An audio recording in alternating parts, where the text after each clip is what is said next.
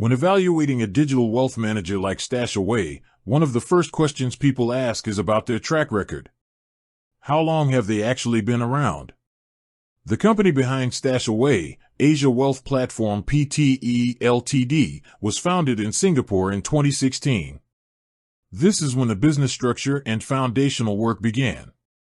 However, the public-facing platform, the actual robo-advisory service where you start investing, had its initial launch in Singapore in July 2017. This is the date the company often uses as the start of its portfolio performance and operational history. So, while the company has existed since 2016, the investment platform has been actively operating and managing client portfolios since mid-2017. Since its launch, StashAway has seen rapid expansion across Southeast Asia and the MENA region. They entered Malaysia in 2018, followed by the UAE and Hong Kong in 2020 and 2021, and then Thailand.